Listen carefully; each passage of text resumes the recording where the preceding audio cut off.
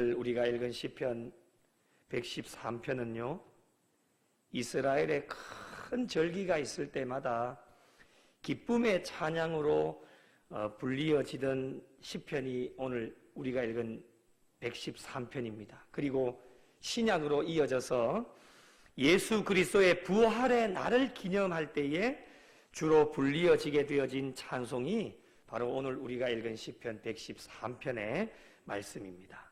신앙생활에 필수적인 것이 아주 많이 있지만 크게 세 가지로 우리 말씀과 기도와 찬양이라고 이야기를 해요. 이 세 가지 외에도 다른 것이 있겠지만은 가장 필수적인 것이 말씀과 기도와 찬양인데, 그 필수적인 것 중에서도 아주 많은 부분을 차지하고 있는 것이 무엇이냐면 찬양이라고 하는 거예요. 부흥하는 교회의 특징들을 보면 찬양이 아주 뜨겁고 활발하고, 그래서 많은 교회들이 찬양의 활성화를 위해서 굉장히 많은 노력들을 하고 또 투자도 하게 되어지고, 지금도 이제 서울 경기 지방이나 경기나 또 이 이남의 많은 교회들 중에 부흥하는 교회들의 특징 중에 한 가지가 무엇이냐면 찬양이 뜨겁고 활발하다는 거예요. 지금도 계속해서 진행 중입니다. 제가 알고 있는 많은 분들 연락을 해보고 또 홈페이지나 이런 데 들어가 봐도 요즘 다음 세대라든지 청년들이라든지 많은 친구들이 굉장히 찬양에 대한 활성화라든지 이런 부분들에 교회를 많이 찾아가서 은혜 받고 또 신앙생활 하는 것을 많이 보게 되어집니다. 그것이 계속해서 진행 중이라고 하는 것이죠. 찬양이 우리의 신앙의 삶에 굉장히 중요한 것이다 라고 하는 것을 우리에게 말씀을 하고 있습니다. 찬양을 받으시는 분이 누구이십니까? 찬양을 받으시는 분은 하나님 한 분 외에는 다른 분이 없습니다. 우리가 하나님 앞에 찬양을 올려드리는 거예요. 왜 하나님께 찬양을 해야 될까요?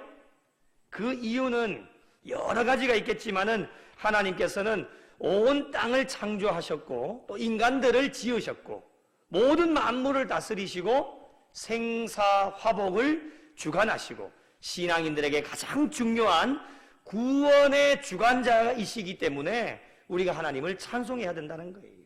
가장 중요한 이유가 되겠죠. 이 외에도 우리가 찬송해야 될 이유가 많이 있겠지만은 온 인류를, 모든 만물을 다 주관하시고 가장 중요한 우리에게 구원을 베풀어 주시는 분이 하나님이시기 때문에 우리가 하나님 앞에 찬송을 올려드려야 된다. 이것이 성도들에게 가장 마땅한 본분이다 라고 하는 것을 우리에게 말씀하여 주십니다. 구원받은 백성이라면 당연히 하나님께 찬양을 해야 됩니다. 누가 시키지 않아도 마음속에서 우러나오는 기쁨과 감사함으로 우리가 하나님 앞에 찬양을 하게 되어집니다. 찬양하는 자의 삶은요 늘 기쁨이 넘쳐나요. 찬양하는 자의 삶은요 염려가 없습니다. 여러분, 찬양하는데 근심하고 걱정하고 염려가 됩니까? 찬양하는 데는 오직 하나님 한 분만 찬양하기 때문에 염려하거나 근심하거나 걱정하는 게 없어요. 찬양하는 자의 삶은요 그 마음속에 늘 평안함이 넘치는 거예요. 찬양하는 자의 삶은요 늘 감사가 넘쳐나요. 찬양하는 시간만큼은요 염려와 근심과 걱정을 하지 않습니다. 제가 청년사회 갈 때에 우리가 보통 찬양을 예배를 3시간 드리거든요. 상상이 가십니까 여러분? 예배를 3시간 드린다고요. 그 3시간 중에 1시간이 찬양입니다. 찬양하는데 얼마나 은혜가 되는지, 찬양하는 동안만큼은 염려하거나 근심하거나 걱정하는 게 없어요. 찬양하는 동안에도 하나님 앞에 다 맡겨놓고 기쁨과 즐거움으로 마음의 평안함을 가지고 그렇게 찬양을 하게 되어지는 거예요. 찬양으로 마음의 문을 활짝 열어놓으니까 어떠한 말씀이 떨어져도 그 말씀대로 순종하면서 살아가게 되어지니까요 믿음과 신앙이 성숙되어질 수밖에 없는 거예요. 오늘 본문 1절에 보면 할렐루야 여호와의 종들아 여호와의 이름을 찬양하라 말씀하고 계시죠. 할렐루야, 우리가 늘 할렐루야 이렇게 하잖아요. 할렐루야 라고 하는 뜻이 무엇입니까? 너희는 하나님을 찬양하라, 이런 뜻을 가지고 있습니다. 오늘 본문의 중심 주제이기도 하지요. 누가 여호와의 이름을 찬양합니까? 여호와의 종들입니다. 하나님을 찬양하는 모든 주의 백성들, 여호와의 종들아 하나님의 이름을 찬송해라, 우리에게 명령을 하고 있습니다. 그런데 특별히 종이라고 표현을 하고 있습니다. 종이라고 표현을 하는 것은요, 찬양을 드리는 자들의 자세를 언급하고 있는 것인데요, 종이라고 하면은 늘 낮춥니다. 겸손합니다. 그리고 주인의 명령을 기다립니다. 이게 종의 모습이에요. 여호와의 종들아 하나님을 찬양하라, 우리에게 말씀을 합니다. 하나님께 찬양을 드리는 자는요, 그 특징이 무엇이냐? 늘 낮게 그리고 겸손하게 하나님을 찬양합니다. 하나님보다 앞서 나가지 않습니다. 늘 겸손하고 낮추니까 하나님보다 앞서 나가지 않아야지만 찬양하는 가운데 하나님 앞에 기쁨이 되어지는 거예요. 하나님보다 더 앞서 나가면은 찬양하는 가운데 은혜를 받지 못해요. 하나님보다 앞서 나가는 게 뭐예요? 교만이잖아요. 교만한 사람은 찬양하는 가운데 은혜를 받지를 못합니다. 찬양하는 자의 삶은 늘 낮춥니다. 겸손합니다. 엎드립니다. 그래서 찬양 집회할 때에 가끔씩 보면요, 일어서서 찬양하는 사람도 있지만요, 엎드려서 찬양하는 분들도 진짜 많습니다. 왜 엎드립니까? 종이기 때문에, 하나님 앞에서 종이기 때문에 엎드려서 바닥에 자기의 코를 바짝 떼어서 완전히 납작 엎드려서 하나님 앞에 찬양하니까 그런 사람들에게 더 은혜가 되어지는 거예요. 하나님이 기쁨을 주시고 은혜와 복을 주시는 거예요. 가끔씩 우리가 하나님께 찬양 드리는 자들의 모습을 보게 되어지죠. 매 주일마다 여러분이 찬양대석에서 찬양하는 분들의 모습을 보게 되어집니다. 그리고 오후 찬양 예배 때 이음새 찬양단이 나와서 찬양하는 것도 보게 되어지죠. 그리고 가끔씩은 또 솔리스트들이 성악을 전공한 분들이 또 홀로 찬양을 하는 경우도 가끔씩 우리가 보게 되어지죠. 그런데 우리가 여러분 무엇을 봅니까? 그 찬양하는 분들의 무엇을 봅니까? 다 그렇지는 않지만 대부분 가끔씩 사람들이 어떠한 것을 보느냐, 음정이 잘 맞나 이거 봅니다. 피아노 반주와 찬양하는 분들이 그 음정과 피아노 음정과 잘 맞는지 그거 보는 분들이 좀 있습니다. 안 본다면 거짓말이겠죠. 반주자와 지휘자와 박자를 잘 맞추는지를 듣게 됩니다. 음악의 기술적인 부분을 보게 되어진다고 하는 것이죠. 그런데 여러분, 우리가 어떠한 것을 보고 은혜를 받게 되어집니까? 음정, 박자, 기술적인 부분 때문에 우리가 은혜를 받지는 않습니다. 우리가 어떤 부분 때문에 은혜를 받습니까? 하나님께 찬양하는 자들의 모습을 보면서 그들이 하나님 앞에 겸손하게 그리고 낮아짐으로 삶으로 찬양하는 아름다운 모습을 바라보면서 은혜를 받게 되어집니다. 거기에다가 음정, 박자, 기술적인 부분이 플러스가 되어지면요, 더 큰 은혜를 받게 되어지는 거예요. 가장 중요한 것은 음정이나 박자나 기술적인 부분들도 상당히 중요하겠지만은 찬양하는 자들의 그 아름다운 겸손함과 낮아짐으로 삶으로 보여지는 그런 모습들을 통해서 은혜를 받게 되어진다고 하는 것이죠. 찬양하는 자들의 겉모습으로 판단되어져서는 절대로 안 되고, 찬양하는 자들의 그 마음의 중심, 그리고 찬양하는 자들의 평상시에 신실한 신앙의 삶을 알게 되어질 때에 어떠한 찬양을 하더라도 우리는 그 찬양의 가사와 곡을 통해서 은혜를 받게 되어집니다. 가끔씩 신앙생활이 엉망인 분들이 또 계세요. 엉망진창인 분들이 계시는데 그분들이 찬양대석에서 또 앞에 찬양단이라든지 이런 부분 할 때 은혜가 되어지지, 덕이 되어지지 않는 경우가 가끔씩은 있습니다. 제가 지나온 교회들 보니까요. 그런데 정말 평상시에 신앙의 삶이 신실하고 많은 분들에게 존경을 받고 은혜와 덕을 끼치는 분들이 앞에 서서 찬양을 하고 찬양대석에서 찬양을 하게 되어지면요, 어떤 곡을 불러도, 그리고 음정, 박자 아무 것이 맞지 않는다 할지라도 은혜가 되어지는 모습들을 우리가 가끔씩 발견하게 되어지는 거예요. 외형적인 모습이 중요한 것이 아니겠죠. 그 사람의 심령 가운데 있는 예수 그리스도를 바라보게 되어지는 것이고, 그들의 마음이 어떠한 마음의 자세를 가지고 하나님 앞에 찬양하는 것인가, 그것이 우리에게는 중요하고, 여기에다가 음정이나 박자나 기술적인 부분이 더하여지면 더 폭발적인 은혜를 우리가 받을 수 있다고 하는 것입니다. 우리 신앙인들에게 여호와의 이름을 찬양하는 것은요, 떨어질 수 없는 필수적인 것이기 때문에 어떠한 장소, 무슨 곡을 부르더라도 겸손하게 낮아지는 모습으로 찬양할 때에 하나님은 찬양을 통해서 하나님이 역사하시고 은혜를 베풀어 주신다고 하는 거예요. 그렇다면 여러분, 찬양은 어느 때에 해야 될까요? 찬양은 정해진 장소가 없습니다. 정하여진 때가 없습니다. 우리의 감정과는 아무런 상관이 없습니다.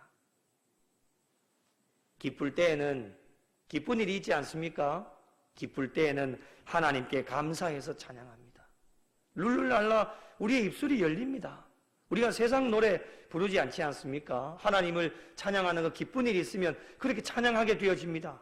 또 살아가다 보면 힘들고 어려운 일도 우리에게 다가오게 되어집니다. 슬플 때에는 왜 찬양하게 되어집니까? 하나님의 위로하심을 기다리면서 찬양합니다. 우리의 심령을 만져달라고.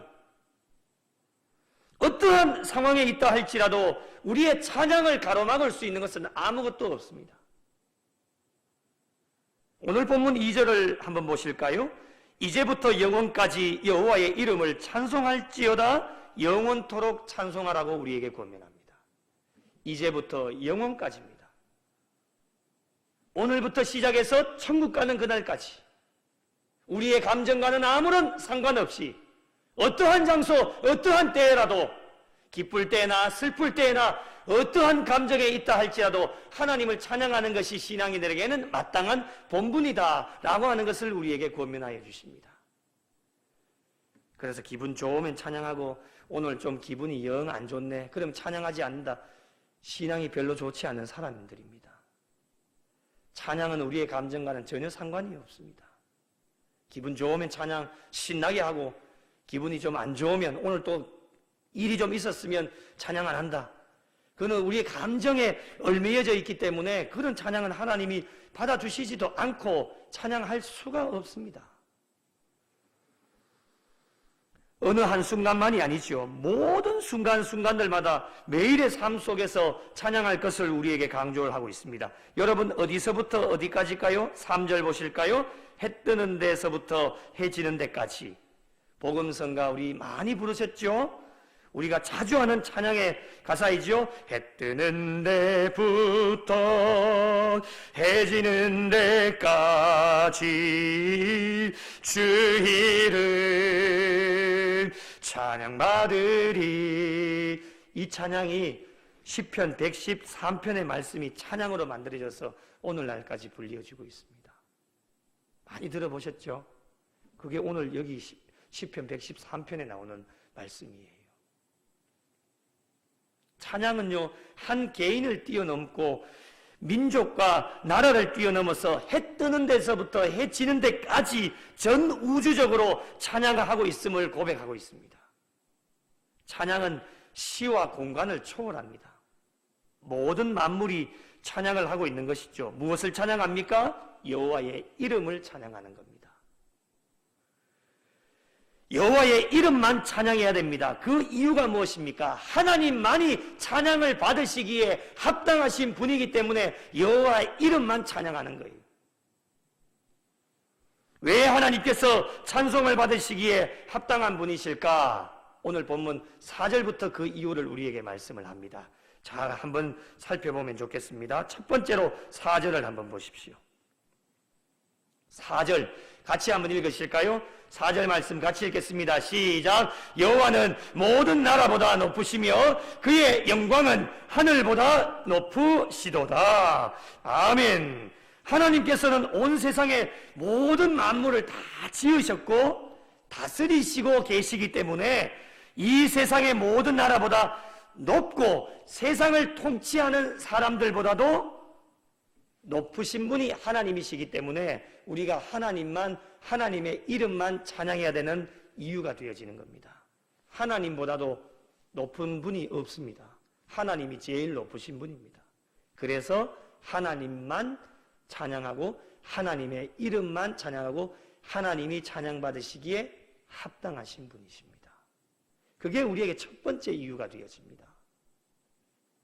두 번째로 5절 말씀해 보시니까 여호와 우리 하나님과 같은 이가 누구리요? 라고 고백을 하고 있죠. 이 말씀이 무슨 뜻입니까? 하나님과 같은 분이 없다라고 하는 뜻입니다. 하나님이 유일하신 분이죠. 오직 한 분이십니다. 구원을 주관하시는 분은 오직 한 분, 하나님밖에는 없습니다. 그래서 우리가 하나님의 이름을 찬양하는 겁니다. 하나님 외에 다른 곳에 구원이 있다라면 인간들은 선택의 폭이 넓어져서 자신들에게 맞는 쪽으로 찬양을 하겠지요. 그러나 기독교의 신앙의 구원은 오직 한 길밖에 없습니다. 하나의 길밖에는 없다는 거예요. 하나님 외에는 다른 길이 없습니다. 내가 곧 길이요 진리요 생명이니 나로 말미암지 않고서는 아버지께로 올 자가 없다 분명히 말씀해 주셨습니다. 유일하신 분입니다. 그래서 우리가 하나님만 찬양해야 된다라고 그 이유를 우리에게 말씀을 합니다. 세 번째로 6절을 보십시오. 스스로 낮추사 천지를 살피셨다라고 우리에게 말씀을 합니다. 스스로 낮추사 천지를 살피셨다. 하나님께서는 지극히 높으신 분, 하나님보다 더 높으신 분이 없습니다. 그런 분이 낮고 낮아지셔서 인간들을 찾아오셔서 놀라운 은혜를 베풀어 주신 분이 하나님이십니다. 그래서 우리가 하나님만 찬양하게 되어지는 것입니다. 여러분, 하나님의 이러한 낮추심은 그리스도의 성육신 사건으로 절정을 이루게 되어지는데요, 아주 유명한 말씀이죠. 우리 함께 읽어보실까요? 빌립보서 2장 6절에서 8절. 자, 6절부터 함께 읽겠습니다. 시작. 그는 근본 하나님의 본체시나 하나님과 동등됨을 취할 것으로 여기지 아니하시고, 7절요. 오히려 자기를 비워 종의 형체를 가지사 사람들과 같이 되셨고, 8절요. 사람의 모양으로 나타나사 자기를 낮추시고 죽기까지 복종하셨으니 곧 십자가에 죽으심이라. 아멘. 믿으시면 아멘. 예수 그리스도의 성육신 사건, 인간의 몸으로 이 땅 가운데 낮고 천한 인간의 몸으로 이 땅 가운데 오셨다는 거예요. 하나님 아버지께서 낮추셨기 때문에 그의 아들 예수님께서도 하늘의 모든 높은 보좌를 다 버리시고 낮고 천한 이 땅에 인간의 몸으로 입고 오셔서 사람들과 같이 되셨죠. 모진 고통을 당하시면서 죄인들의 모든 죄를 다 담당하시고 십자가를 지셨습니다. 이러한 은혜가 예수 믿는 모든 사람들에게 있기 때문에 이러한 은혜가 우리의 심령 가운데 있다면 우리 신앙인들에게 마땅한 본분은 무엇일까? 바로 이러한 은혜에 대한 감사의 찬양을 하나님께 올려드리는 겁니다. 그래서 찬양하지 않는 사람은 이러한 은혜를 잊어버렸거나 이러한 은혜를 고백하지 않는 사람들입니다. 십자가의 은혜 고백하지 않는 사람들 찬양하지 않습니다. 그러나 이 십자가의 은혜, 나의 죄로 우리 주님 아무런 죄도 없으시지만 십자가상에 죽으셨다라고 하는 이 십자가의 사랑, 십자가의 은혜가 있으신 분들은 성전에 들어오셔서 무슨 찬양을 해도 눈물이 콸콸 쏟아집니다. 이게 찬양의 힘입니다, 여러분. 스스로 낮추셔서 하시는 일이 무엇일까? 천지를 살피셨다. 하늘과 땅을 두루 살피시고 계신다고 하는 것이죠. 마치 CCTV가 계속해서 작동을 해서 물체에 움직이는 모든 것을 카메라로 잡아내고 그것을 저장해 놓습니다. 하나님께서 온 천지를 살피시면서 특별히 하나님의 친백성인 성도들의 삶을 살피시고 계셔서 눈동자처럼 바라보고 계시면서 모든 것을 다 하나님의 생각, 기억에 저장해 놓으시는 분이 하나님이십니다. 살피시면서 하나님께서 베풀어 주신 은혜가 무엇일까? 그것이 7절과 8절, 9절에 우리에게 말씀을 하시는데요.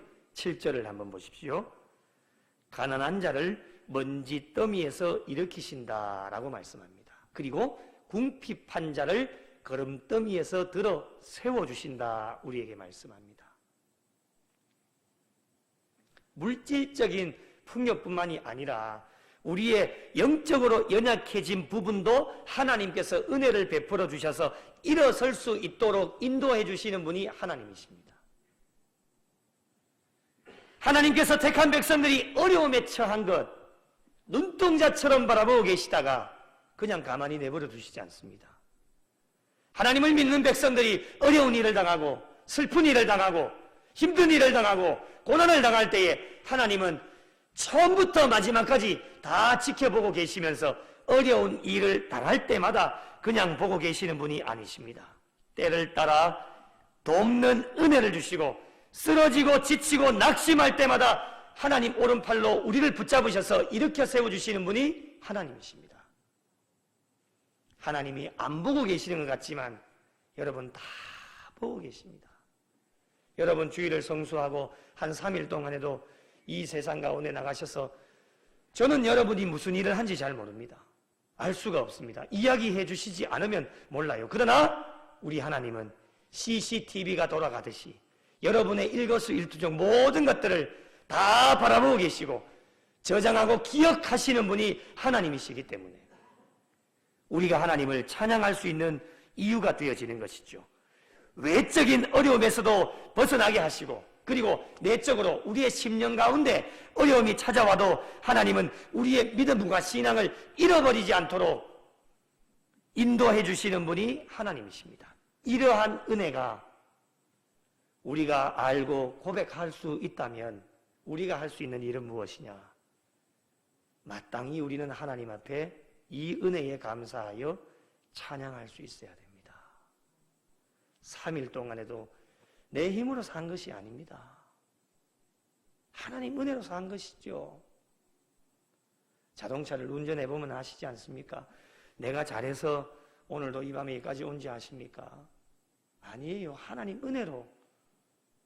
어디서 무슨 사고가 일어날지 우리는 알 길이 없어요.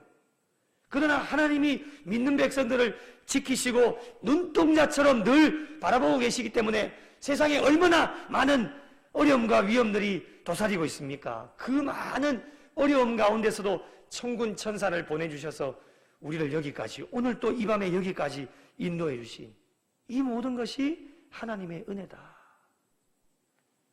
단 한 곡의 찬양을 해도 눈물이 왈칵 쏟아집니다. 이게 뜨거운 심령을 가지고 있는 자들의 특징인 것이죠. 찬양하시면서 눈물을 언제 흘려보셨습니까? 기억도 안 나지요? 찬양하시면서 눈물이 날 때가 언제였습니까? 혹시 기억나십니까? 찬송을 부르고 복음성가를 부르고 찬송 부르면서 눈물 흘린 적이 얼마나 있습니까? 앞으로 남은 여생 단 한 곡의 찬송을 불러도 그 은혜에 감격하여 우리가 하나님 앞에 눈물을 흘릴 수 있는 그런 신앙의 삶이 되어질 때에 우리 하나님 얼마나 기뻐하시겠습니까? 메마른 시대를 살아가고 있습니다. 드라마 연속극을 보고 감동적인 이야기를 텔레비전을 보면서는 그렇게 눈물을 흘리시면서 찬송 부르시면서는 눈물 흘린 적은 제가 찾아보기가 참 어렵습니다. 그 모습을 하나님이 그것도 지켜보고 계실 텐데 여러분 부끄럽지 않습니까? 저도 좀 부끄러울 때가 많습니다. 텔레비전 보면서 감동적인 이야기가 나오고 진한 이야기가 나오면 나도 모르게 눈물이 나더라고요. 그럴 때마다 생각하는 것은 내가 하나님 찬송하면서 눈물 흘려본 적이 언젠지 까마득한 것 같습니다. 메마른 시대에 살아가고 있죠. 앞으로 우리가 단 한국을 찬양을 해도 정말 하나님 은혜에 감사해서 우리 지나온 시절들, 우리 2022년에 10개월 동안의 삶을 뒤돌아보면 얼마나 하나님의 은혜가 많습니까? 그 은혜에 감격하여 성전에 달려 나와서 하나님 찬송하면 기쁨과 감사의 눈물이 나와야 됩니다. 그것을 하나님이 원하시지 않겠습니까? 하나님은 우리의 눈물 보시고 또 우리에게 있는 어려움도 극복하게 하시고 어려움을 헤쳐나갈 수 있는 은혜도 더하여 주시고 또 힘을 낼 수 있는, 용기를 낼 수 있는 은혜도 우리에게 더하여 주실 텐데 메마른 심령으로 그저 근성으로 하나님을 찬양하고 하면 우리에게 은혜가 되겠습니까? 계속해서 8절에 보시면 지도자들 곧 그의 백성의 지도자들과 함께 세우셨다라고 말씀합니다. 성경에 보면 하나님이 세우신 많은 지도자들이 나오죠. 하나님이 택한 백성들을 하나님께로 잘 이끌어갈 수 있도록 지도자를 세워주시는데요. 구약에 보면 아브라함, 요셉, 모세, 다윗, 또 신약의 사도들을 세우셔서 복음을 전하게 하시고 하나님의 사역들을 이루어 나가게 하시는 모습들을 발견하게 되어집니다. 오늘날에도 하나님께서는 교회도 세우시고 또 일꾼도 세우셔서 하나님의 사역들을 이루어 나가게 하신다라고 하는 것이죠. 하나님은 늘 교회를 살피십니다. 그래서 귀한 사명들을 주실 때 그 사명을 감당할 수 있는 일꾼들을 필요하실 때마다 세우셔서 하나님의 귀한 사명들을 이루어 나가게 하시는 것이 우리에게는 은혜입니다. 귀한 동역자들을 많이 붙여주셔서 그들을 양육하고 잘 훈련시키셔서 일꾼으로 세워주심으로 말미암아 하나님께서 귀한 사명들을 맡겨주셔서 하나님의 일들을 감당하게 하시는 것이죠. 이러한 은혜가 교회에 임하기 때문에요. 부족한 종과 여러분도 하나님이 세워주셨기 때문에 하나님이 일을 감당할 수 있는 겁니다. 그것이 은혜 아니겠습니까? 살려주신 것만으로도 은혜인데 교회의 일을 감당할 수 있는 직분도 주시고 하나님의 일도 주신 것이 우리에게는 얼마나 감사한 일입니까? 그 은혜를 안다면 우리가 마땅히 할 수 있는 일은 무엇이냐? 하나님을 찬송하게 되어지는 것이죠. 마지막으로 하나님께 찬양해야 될 이유가 무엇인지를 9절에 우리에게 말씀하시는데요. 9절 말씀을 함께 읽어보겠습니다. 시작. 또 임신하지 못하던 여자를 집에 살게 하사 자녀들을 즐겁게 하는 어머니가 되게 하시는도다. 할렐루야. 아멘. 임신하지 못하던 여자다 라고 하는 것은요, 범죄하여 하나님을 떠나서 열매를 맺지 못한 이스라엘 백성들의 모습을 은유적으로 표현한 겁니다. 그리고 가부장제 사회였던 이스라엘에 있어서 임신하지 못하는 여자는 가장 비극적인 처지에 놓인 사람 중에 하나였고 심지어는 저주받은 여자로 간주가 되어졌습니다. 여러분이 이 임신하지 못한 여인에게 해당된다라고 한번 생각을 해보십시오. 이런 여인에게 하나님이 주신 은혜가 무엇이냐? 이렇게 소외되어진 여인에게 하나님이 주신 은혜는 무엇이냐? 집에 살게 하시고 자녀들을 즐겁게 하는 어머니가 되게 하시는 은혜를 허락해 주신 겁니다. 조금 더 넓은 의미에서 본다면 수태치 못한 여인에게 자녀를 두시는, 잉태하지 못하는 여인에게 자녀가 들어서게 되어지는 하나님의 은혜를 베풀어 주셨다고 하는 거예요. 이 은혜가 있다라면 이 여인이 할 수 있는 일이 무엇이겠습니까? 마땅히 하나님을 찬양해야 된다고 하는 거예요. 여호와의 이름을 찬송하고 하나님 앞에 감사로 영광으로 하나님의 이름을 송축하며 나아가게 되어진다고 하는 것. 오늘날 우리의 신앙생활에서도 이것보다도 더 큰 하나님의 은혜가 지금까지도 임했고 오늘 또 임하고 있고 앞으로도 임하게 될 것입니다.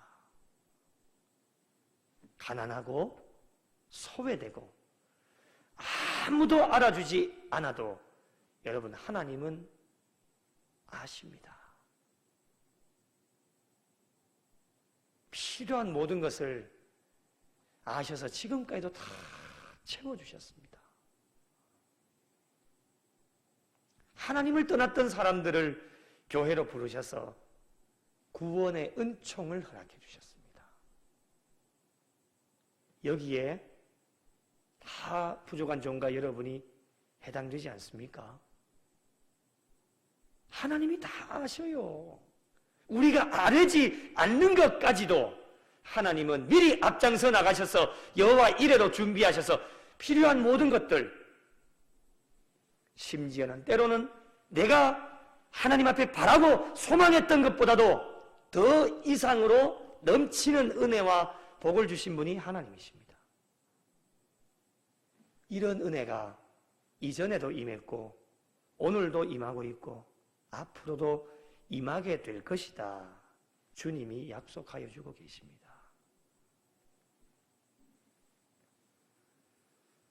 그러기에 우리 신앙인들에게 찬양의 삶은 마땅한 것이고 여호와의 종들아 찬양하라, 여호와의 이름을 찬양하라 우리에게 명령하고 있습니다. 우리에게 베풀어 주신 구원의 은총은 우리가 그 무엇으로 찬양해도 갚을 길이 없습니다. 하루 종일 한 달 동안 찬양한다 해도 하나님이 우리에게 베풀어 주신 은혜를 우리가 다 갚을 수 있겠습니까? 아직 갚지도 못했는데 오늘 또 하나님의 은혜가 얼마나 우리에게 많이 임하였는지 그것이 계속 쌓여져 가고 있습니다. 아직 조금도 갚지도 못했는데 하나님의 은혜는 계속 쌓입니다. 그렇기 때문에 우리는 우리의 신앙의 삶에 평생 호흡이 있는 동안 여호와를 찬송하면서 그 하나님의 은혜에 감격하여 우리 신앙인들이 할 수 있는 일은 무엇이냐? 하나님을 찬양하는 그 삶이 마땅한 본분이다 라고 우리에게 말씀을 합니다. 우리에게 하나님의 은혜가 있다라면 찬양하십시오. 우리에게 하나님을 믿는 믿음이 있다라면 찬양하십시오. 그리고 우리에게 건강이 있다면 찬양할 수 있는 믿음과 신앙이 우리에게 필요합니다. 오늘도 여러분 움직일 수 있고 또 하나님 존전으로 달려나올 수 있고 나의 입을 열어서 입술을 열어서 주님을 외칠 수 있다라면 그것에 감격하고 감사하여 우리의 입술을 열어 우리의 마음을 다해 정성을 다해 뜻을 다해서 힘을 다하여서 하나님을 찬송할 수 있는 그런 삶이 되어질 때에 우리 하나님은 베풀어 주신 은혜의 주인공들이 되어질 수 있다라고 우리에게 말씀을 합니다. 사랑하는 성도 여러분, 우리의 남은 여생 하나님 앞에 가시는 그날까지 호흡이 있는 동안에 하나님께 찬양하시면서 하나님께 영광 돌리는 성도들이 되시고 나의 입술에서 찬양이 끊어지지 않도록 날마다 매 순간순간마다 여호와의 이름을 높여드려 찬양하는 자로서 찬양함으로 말미암아 하나님이 주시는 은혜와 복을 지금까지도 받아 누리셨지만 앞으로도 찬양을 통해 더 많은 은혜와 복을 받아 누리는 경험하는 성도들이 되셔서 천국 가시는 그날까지 찬양의 삶으로 여러분의 삶이 이전보다도 더 풍성하게 하나님을 기쁘시게 해드리고 찬양을 통하여 하나님께 영광 돌려서 찬양을 통해 부흥하고 성장하는 우리 구미 영락교회와 그리고 속하여진 모든 성도들의 삶이 되시기를 예수님의 이름으로 간절히 축원합니다.